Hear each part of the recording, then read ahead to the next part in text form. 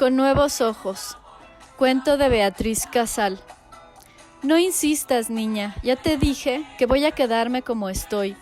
Dios quiso que pasara el resto de mi vida sin mirar y así será. Pero viejo, si todo el mundo está pasando por esa operación llamada milagro, fíjate que hasta le han puesto un nombre religioso. Me han dicho que los médicos cubanos son muy buenos y cariñosos, que tratan a los ancianos con mucho amor y además que duele muy poquito lo que tienen que hacerte. Pero mira que eres caprichosa, mujer. ¿No oyes que no quiero saber de eso? Tampoco voy a salir del pueblo. Aquí me voy a morir y que sea como Dios quiera. Es que tengo que darle una respuesta a la doctora Rosalía. Ya ha venido varias veces y me da pena con ella. Se preocupa tanto por nosotros y tú sin querer aprovechar esta suerte. El nuevo gobierno nos da la bendición de atención médica a los campesinos y además nos benefician con esa operación milagro. Facundo se quedó en silencio cuando oyó mencionar la palabra gobierno. Se levantó de la silla y caminó con dificultades hasta el cuarto, cerrando la cortina tras él.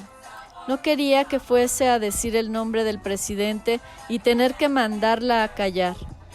La mujer quedó parada en la habitación que servía de cocina y comedor y, moviendo la cabeza con preocupación, volvió a sus quehaceres.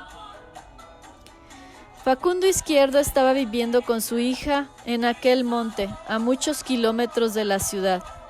Cuando fracasó la operación y desertó del ejército, fue a esconderse a aquel rincón del país. Con los años se había quedado casi ciego, como producto de su padecimiento de cataratas. Cuando llegó al pueblo y su hija lo vio, quedó muy sorprendida del cambio que había dado su padre. Hacía muchísimos años que no sabía de él, desde que se marchó de la casa dejándolas sola a ella y a su madre. Luego Julia, la madre, murió y ella se quedó sola, envejeciendo sin hijos y sin marido. El viejo, como le decía su madre a Facundo, no dio muchas explicaciones cuando llegó de repente. Y ella, Francisca, era igualita que su madre, una mujer muy noble y sacrificada. Por eso aceptó a su padre de vuelta y lo cuidaba con esmero en aquella casa pobre en la que se había criado con infinidad de trabajos. Ella había tenido que trabajar cocinándoles a algunos trabajadores del campo, los cuales le pagaban poco, pero le permitía sobrevivir. Ya hacía 2 meses que había comenzado por aquella zona las pesquisas para conocer las personas con dolencias en la vista. La médica cubana que laboraba hacía 14 meses en el territorio les había visitado varias veces, pues Francisca le comentó del padecimiento de su padre. Cuando Facundo se enteró de que su hija le había dicho a la doctora que podía ponerlo en la lista para la operación, formó una discusión tremenda y desde entonces, cada vez que tocaba esa cuestión, se enfrascaban en un tremendo debate. Siempre las cosas terminaban igual, Facundo para el cuarto y Francisca sus quehaceres, sin lograr nada. El anciano, recostado en su camastro con los ojos abiertos y fijos, no lograba divisar ni las maderas ni las tejas que cubrían el techo de aquella humilde y deteriorada vivienda. Sus ojos estaban abiertos, pero no a la existencia que le rodeaba, sino al pasado. Un pasado que lo atormentaba hacía muchos años y que no lograba eliminar de su conciencia, de su pensamiento. Imágenes que pasaban una tras otra por su cerebro y que casi no lo dejaban dormir, ni descansar, ni vivir. Muchas veces resonaban en sus oídos aquellos gritos, aquellas órdenes. Para acá traen al hombre apresado, luego se lo llevarán lejos, hay que hacerlo desaparecer. Eran voces que venían de la jefatura y que él las estaba oyendo. Él era uno de los soldados del golpe de Estado. Él era uno más de los que estaban en contra de cualquier gobierno popular. Sus jefes le habían dicho que aquello sería comunismo y él debía luchar contra aquellos que no creían en Dios. Le habían dicho que el comunismo era algo monstruoso por su carácter antirreligioso. También sabía de qué hombre se trataba. Hablaban del comandante, del presidente.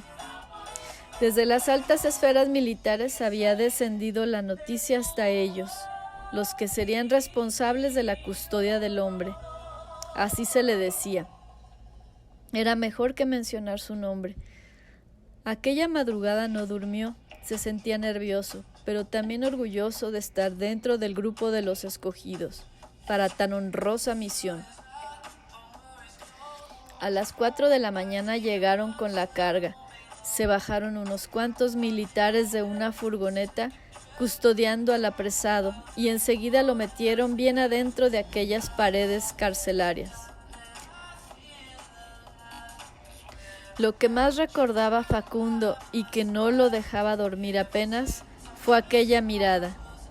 Sí, porque el hombre había pasado a su lado, y a pesar de que lo custodiaban por delante, por detrás y por los lados, en aquel preciso momento giró su cabeza hacia la derecha y lo miró. Aquella mirada del hombre fue a parar directamente a sus ojos. Sí, en aquel momento Facundo veía bien la catarata, todavía no había hecho estragos en sus pupilas. Por eso pudo observar que el comandante tenía una mirada relajada y firme.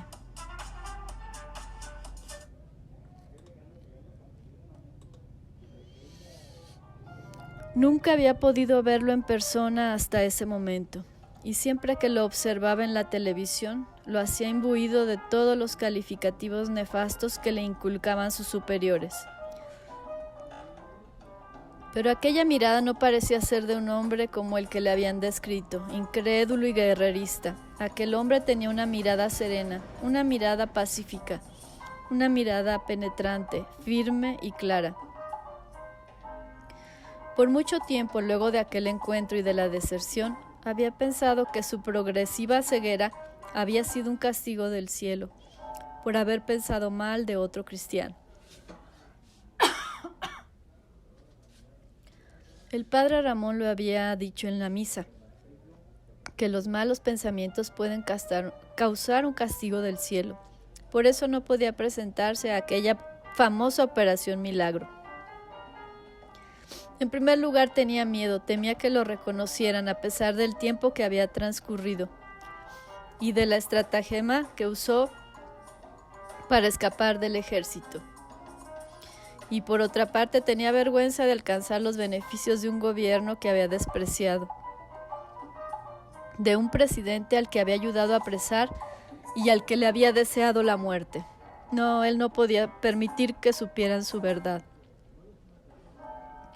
Pasaron algunos días y aquella tarde Facundo estaba sentado en la banqueta que siempre ponía en el portón de la entrada. Siempre iba hasta allí a esa hora porque ya nadie pasaba. Ya nadie venía a visitar a su hija. Tan ensimismado estaba en sus pensamientos, mirando sin ver, sus manos arrugadas y huesudas, que no sintió cuando la mujer alta, delgada y de piel oscura llegó a su lado. Casi saltó de la banqueta cuando divisó apenas su bata blanca y el bolso en su brazo. Sabía que era ella, la doctora cubana. Había oído su voz desde el cuarto un día en que hablaba con su hija, cuando intentaba que ésta lo convenciera para realizar el primer diagnóstico y llenar sus papeles para enviarlo a la ciudad. Pero no había tiempo de nada, no tenía forma de huir y tampoco podía hacerle un desaire. La joven lo saludó afable y él le respondió sin mirarle a la cara. Ella no perdió tiempo y le dijo sin titubear: Facundo, qué bueno que lo veo. Estoy por aquí de casualidad. Vine a ver una partida en el caserío y mire qué suerte poderlo encontrar. Él no respondió, pero sabía que venía el momento de la propuesta. Pues sí, Facundo. Espero que su hija le haya hablado de la posibilidad que tiene de volver a ver todo este valle tan hermoso. Ella sabía que él conocía el asunto, pero tenía que entrar en el tema de alguna forma. Pues sí, ya Francisca me comentó el asuntico ese, dijo con voz ronca. Pero fíjese bien, joven, yo no quiero que me vuelvan a hablar de operación ni de ir a la ciudad. porque resulta que no quiero, y a mí me parece que se debe respetar la decisión de la gente, ¿o no?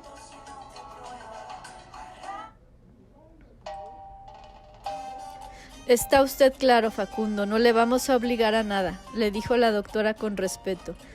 Es que teníamos la idea de que comprendería lo importante que sería curarse y luego aprender a leer y escribir en la campaña. Yo sí puedo. Facundo se levantó de un salto y muy indignado le dijo a la doctora: Óigame bien lo que le voy a decir, yo sé leer y escribir, yo no soy un ignorante, así que no se equivoque. Y con torpeza recogió su banqueta y partió rumbo a la casa, dejando a la doctora intrigada. Rosalía vino a venir el transporte de la misión médica y se disponía a marcharse cuando de entre unos arbustos salió un hombre que la detuvo. Doctora, espere un minuto, debo decirle algo. Rosalía le pidió al chofer que le esperara un momento y se acercó al hombre mirándolo con atención. Por su expresión parecía que tenía algo importante que decirle. ¿Sabe usted quién es ese hombre?, le dijo el desconocido señalando a Facundo. Pues sí, es Facundo Izquierdo, el padre de Francisca. Viven en esa casa, le dijo Rosalía. Doctora, yo sé por qué ese hombre no quiere recibir los beneficios de nuestro gobierno. La miró y bajando la voz le dijo: ese hombre fue uno de nuestros enemigos. Fue un militar traidor al presidente. Él piensa que nadie en esta zona lo sabe, pero yo sí lo conozco bien. ¿Usted quiere decir que Facundo es desertor del ejército y por eso no quiere ser operado para no verse descubierto? Sí, pero además ese hombre fue uno de los del golpe de Estado. Ese hombre es un traidor y un día, cuando Dios me dé valor, con mis propias manos lo ejecutaré. Por favor, yo le ruego que se mantenga tranquilo. Yo informaré de este caso y estoy segura que se hará lo que sea preciso, pero no tome la ley por sus manos, no debe hacerlo. Si supiera, solo el temor a Dios me ha detenido, pero ahora confío en usted, sé que habrá justicia. Era viernes y la doctora Rosalía estaba en la dirección frente al jefe de la brigada médica. Debía dar el parte de los casos que habían sido captados para ser operados. El doctor Julio Quevedo leyó la lista. Enseguida le señaló por qué Facundo Izquierdo no estaba entre los que se enviarían, si se había indicado su turno hacia un mes.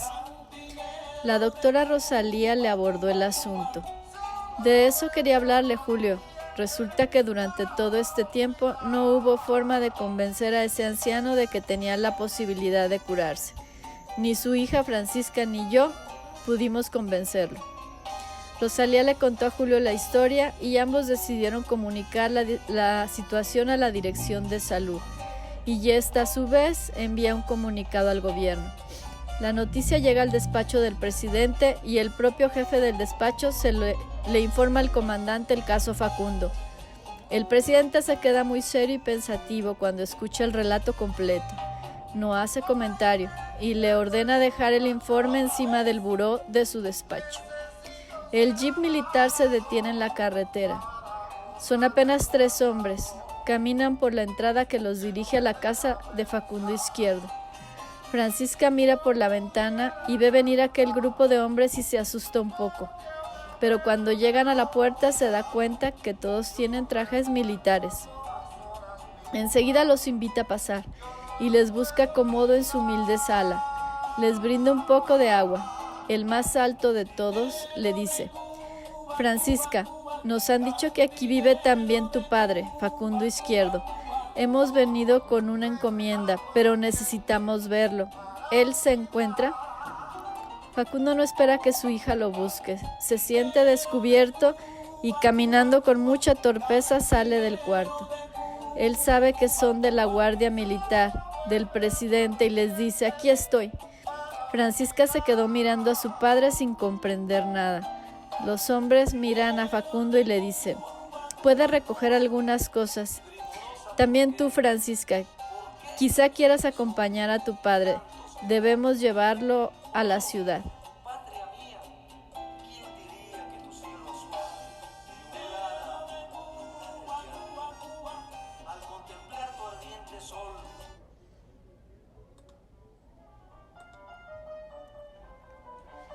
Facundo se extrañó que no lo hubieran esposado ni llevado directamente a la cárcel, pero no hizo comentarios. Francisca miró a su padre interrogándolo, pero éste no decía nada. Estaba seguro que esa era una estrategia para hacerlo hablar, un método para que él confesara. A las 4 de la tarde tocaron a la puerta y Francisca abrió. Facundo estaba sentado en un sillón con la cabeza pegada al pecho. Los médicos lo llevaron junto con otros pacientes hacia el quirófano. 3 horas después, Facundo estaba tomando una taza de caldo sentado en la cama. Un grupo de médicos entraron en la habitación y le preguntaron al anciano cómo se sentía. Facundo los miró y comenzó a decir con voz entrecortada: «Yo no merezco lo que hacen por mí». «Tranquilo, Facundo», le dijo el médico. «Sabemos todo lo que va a decir, pero queremos transmitirle un mensaje de parte del presidente. Él sabe que usted fue engañado y que además los beneficios que esta revolución brinda son también para usted». El anciano volvió a recordar aquellos ojos que años atrás lo miraron con serenidad y firmeza, y 2 lágrimas rodaban por sus mejillas.